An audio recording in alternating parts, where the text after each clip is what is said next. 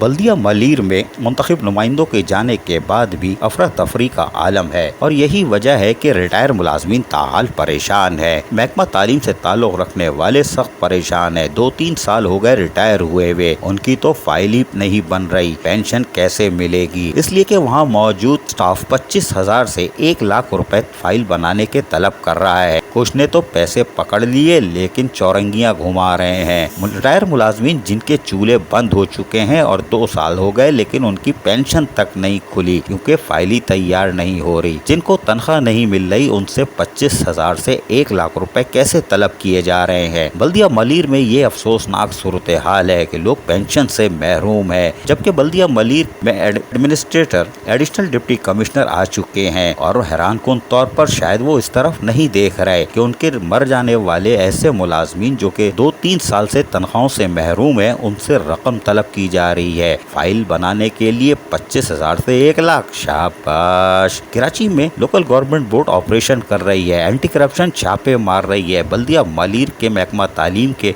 अफसरान नोट पकड़ रहे हैं। इतनी हैरान कुन बात है। कोई बात नहीं, लेकिन एडिशनल डिप्टी कमिश्नर जो कि एडमिनिस्ट्रेटर बल्दिया मलीर भी हैं, वो ठंडी मशीन में ही बैठे हुए हैं। आज झांक के तो देखें कि मौसम कैसा है। लेकिन हम आपको एक और खबर बताते हैं। बल्दिया मलीर में जनरेटर जो कि 36 लाख रुपए की लागत से खरीदा गया था, गुज़िश्ता 1 साल से गायब है। ये जनरेटर कहाँ चला गया? कौन सी मरम्मत हो रही है कि आके नहीं दे रहा? लेकिन 1 लाख रुपए किराए पे जनरेटर लेके चलाया जा रहा है जो चलता भी है, लेकिन वो पुराने मॉडल की KTC बस की तरह या आज की पुरानी 1965 की बसों की तरह चलता है और बंद होता है, फिर चलता है, बंद होता है। लेकिन इस तरफ भी नहीं देखा जा रहा कि माली मामलात बिगड़ते जा रहे हैं और उसके साथ साथ 1 साल से 36 लाख रुपए लागत का जनरेटर किधर चला गया? कौन मरम्मत करा रहा है? ये हैरान कौन बात है। और 1 लाख महीने पे 1 साल से जनरेटर किराए पे लिया गया है। 12 लाख तो यही हो गए, 12 और मिलाते तो मियाँ नया आ जाता। खांचेबाजी बंद नहीं होगी। Yes corruption.